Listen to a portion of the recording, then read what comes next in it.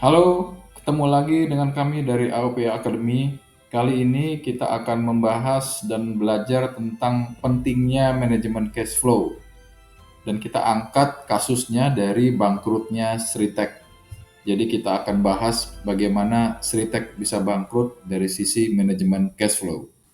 Pada akhir Februari yang lalu, atau menjelang bulan suci Ramadan, itu kita dikejutkan oleh berita bahwa Sritek bangkrut. Sebetulnya tidak mengejutkan juga karena dalam beberapa bulan terakhir ini memang diisukan Sritek mengalami kesulitan keuangan yang parah. Hanya menunggu waktu saja kapan mereka akan bangkrut. Di sini kita tidak akan membahas faktor-faktor yang membuat Sritek bangkrut karena banyak sekali, ada dari persaingan usaha, tidak bisa bersaing dengan produk impor dan lain-lain.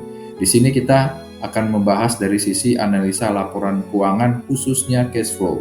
Mengapa Sritek bisa bangkrut? Oke. Sebelum kita lanjutkan, mohon klik like, share, dan subscribe agar kamu tidak ketinggalan pembahasan-pembahasan mengenai keuangan lainnya. Kita mulai dengan menganalisa kinerja Sritek.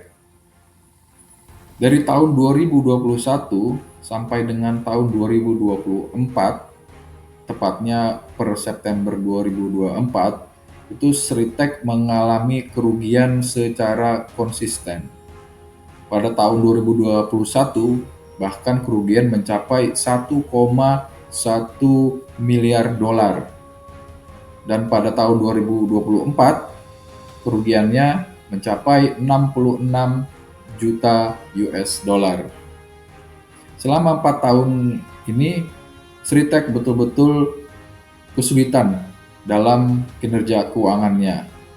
Kemudian, jumlah utang Sritek pada September 2024 itu mencapai 1,6 miliar dolar. Sedangkan aset yang mereka miliki itu jumlahnya hanya 594 juta US dollar. Sepertiganya dari jumlah utang mereka. Jelas ini sangat tidak sehat. Terlebih lagi, jumlah kas dan bank yang mereka miliki per September 2024 itu hanya 3,3 juta dolar. Bagaimana bisa mereka mau menutupi jumlah utang yang 1,6 miliar dolar dengan jumlah aset dan kas dan bank yang hanya 3,3 juta dolar. Walaupun seluruh aset Sritek saat ini dijual, itu masih jauh jumlahnya untuk menutupi utang-utang Sritek. Kemudian timbul pertanyaan, apakah perusahaan yang mengalami kerugian dalam beberapa tahun itu sudah pasti bangkrut? Jawabannya tidak juga, karena ada beberapa perusahaan yang meskipun mereka mengalami kerugian dalam beberapa tahun, mereka tetap eksis. Nah, salah satu perusahaan yang meskipun mengalami kerugian dalam beberapa tahun namun tetap eksis dan akan kita angkat sebagai studi kasus pada kali ini yaitu Gojek. Dari data keuangan Gojek itu mereka mengalami kerugian sejak tahun 2021 sampai tahun 2024. Bahkan kerugian mereka di tahun 2021 itu sebesar 22,4 triliun.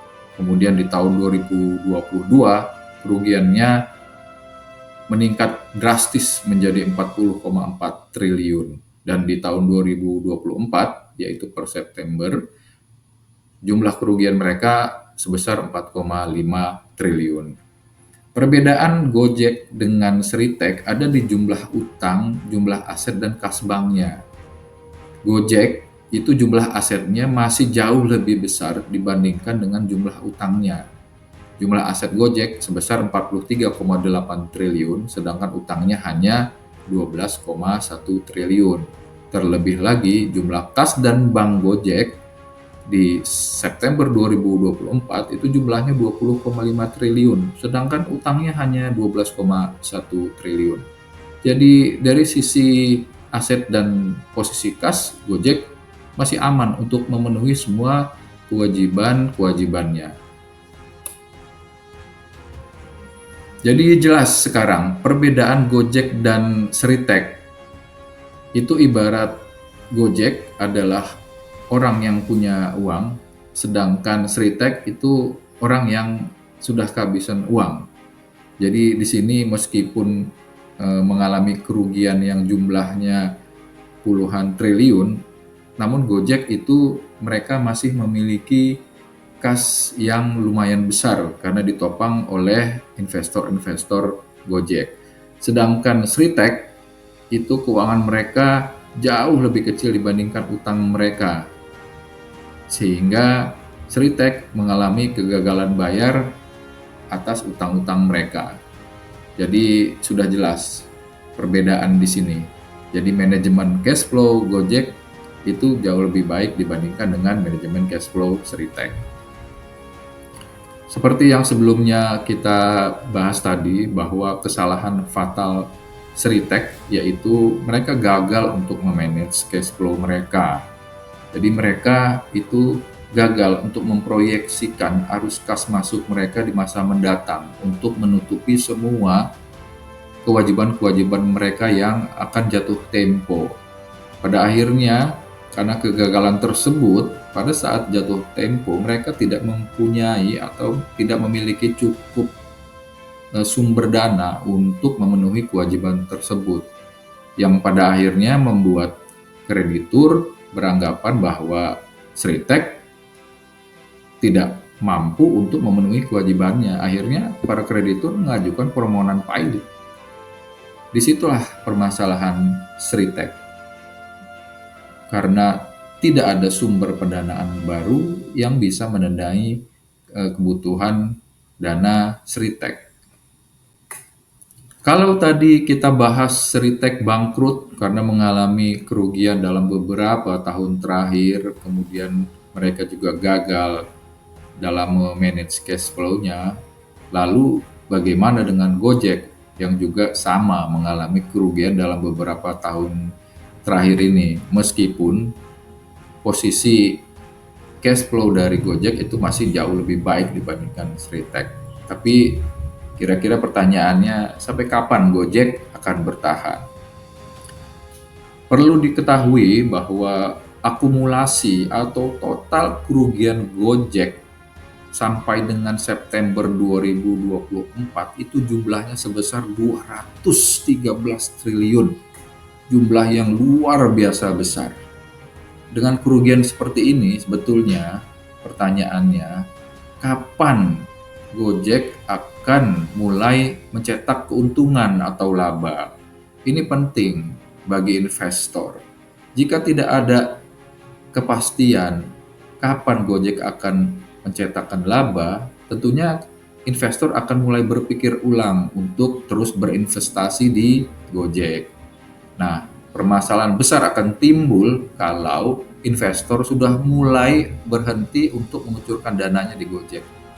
Cash flow Gojek bisa sangat-sangat rentan jika investor-investor tersebut udah mulai mundur satu persatu.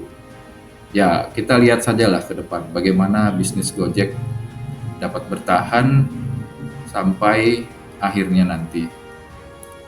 Demikian sedikit pembahasan mengenai manajemen cash flow yang kita ambil studi kasus dari bangkrutnya Seritek dan juga kita bandingkan dengan posisi manajemen cash flow-nya Gojek.